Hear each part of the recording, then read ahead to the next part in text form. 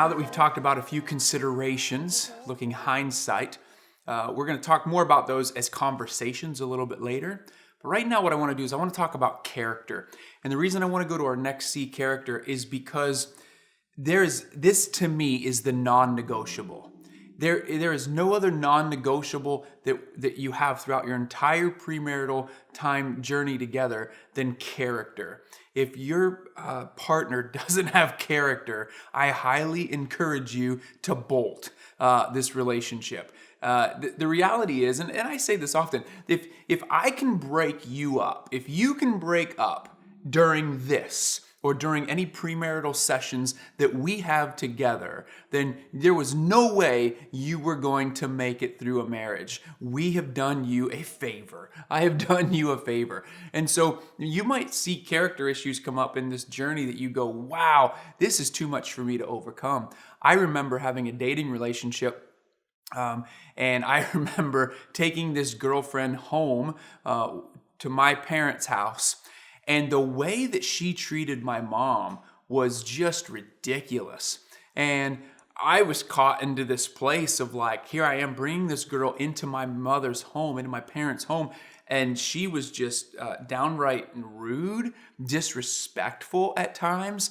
And it was an eye-opening moment for me to realize the character issues that were there, and not just looking at this girl that I was dating, but looking at myself and saying, wow, how did I not see this early on? How did I not see this earlier? That I would bring her home to meet my parents and get this far along in the journey and realize this in this moment. And so I really want you to see that. And a couple questions you can start to ask yourself as it relates to this. And if you're doing this together, you might want to just have conversation around some of this stuff. If you're doing this by yourself, think about some of these questions, and especially what I'd love for you to do if you're watching this together.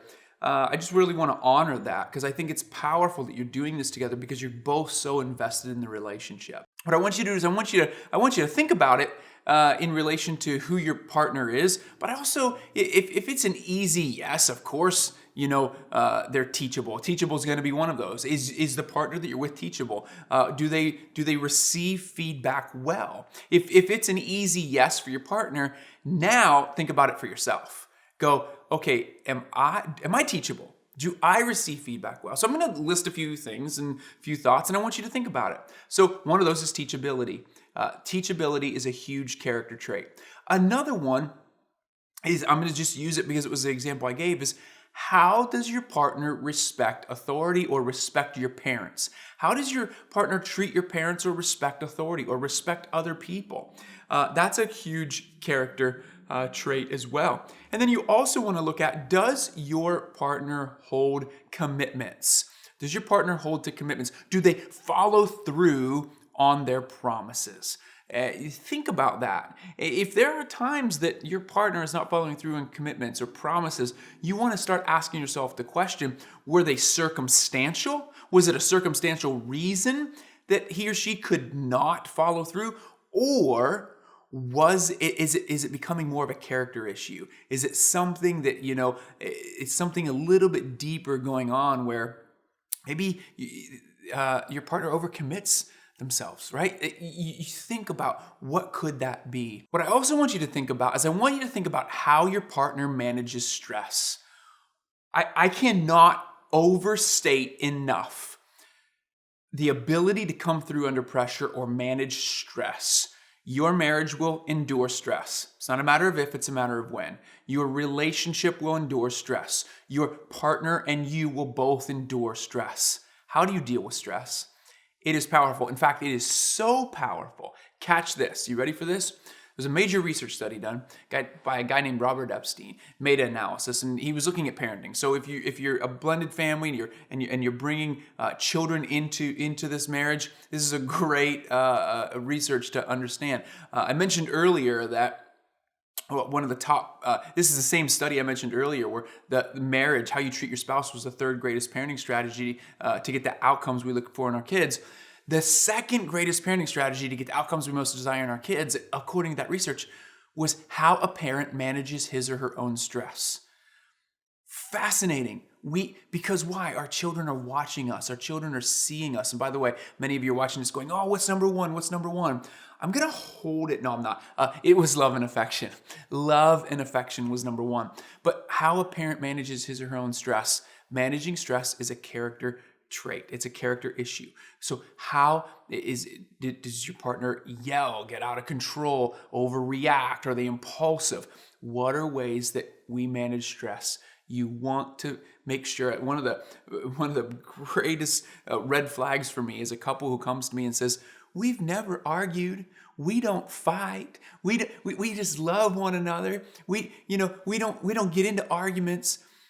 I say, whoa, wait a second.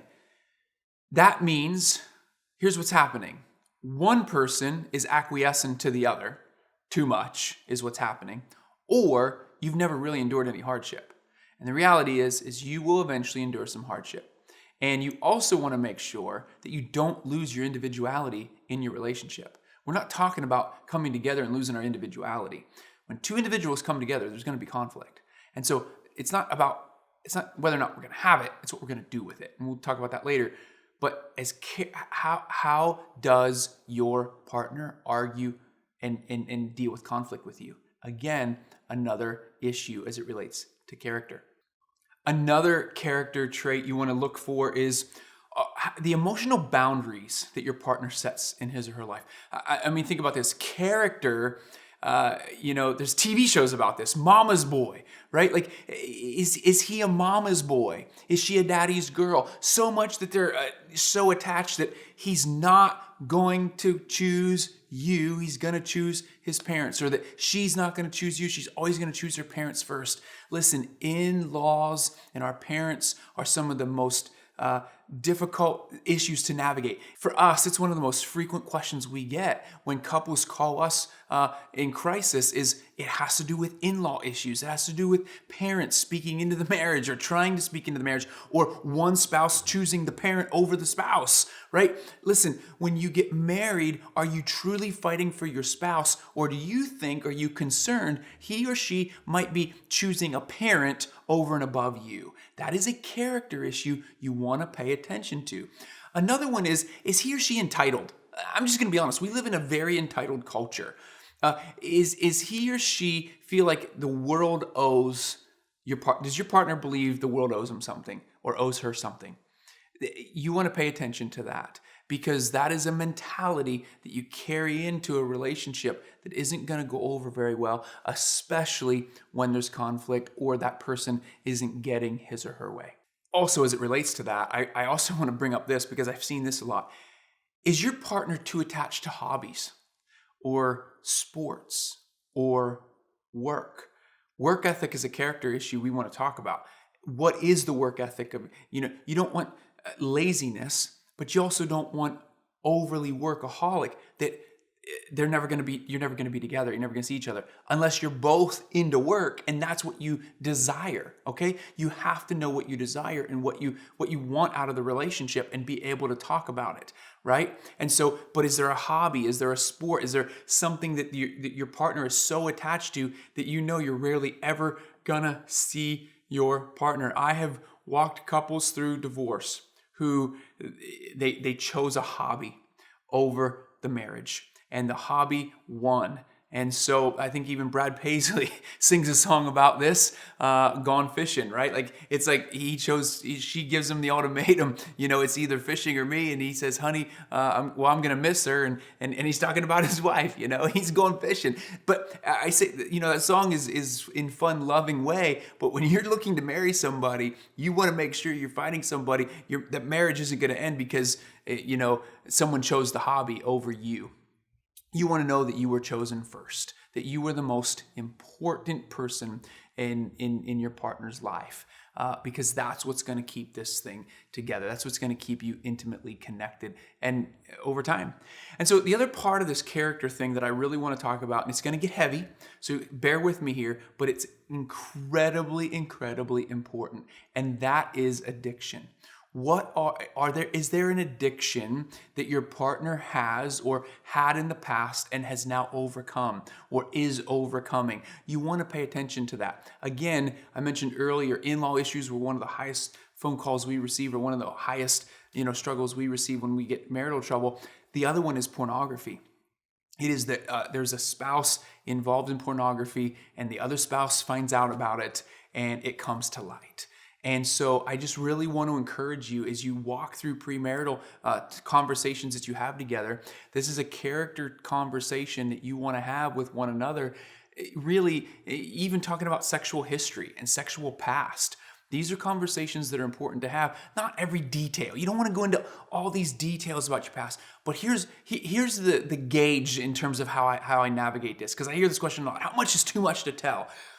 If there's something that your future spouse would be shocked about if they found out about you, it's probably important to tell them.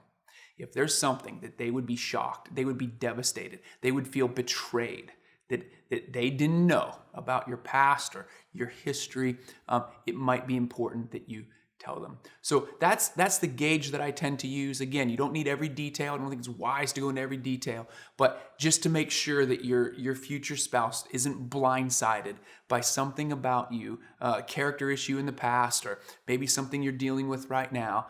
This is why therapy is so incredibly important, to be able to navigate those issues, to be able to navigate those behaviors, to be able to navigate anything, any opponent. As I mentioned earlier, these are opponents in our marriage. They can be good or bad things, but what is going to war with the intimacy in your relationship? You want to fight against it, because remember, and I'm going to say this over and over and over again because I want it to stick for you, you're fighting for one another, not with one another. How can you make sure that your own behaviors, your own attitudes, your own expectations, who you are as a human, that you're fighting those opponents, so you're fighting for your future spouse's heart, not with your spouse's heart? Anything that could blindside your spouse, you want to talk about it. You want to bring it up. And so I just really want to encourage you. You might, and if you feel like you can't do that in the context of just simply going through a course, reach out and find a counselor, somebody who can help walk you through your future relationship together. So, character, it is the non-negotiable. To me, that is the one area you want to look at and say, you know what? This matters most before we move forward.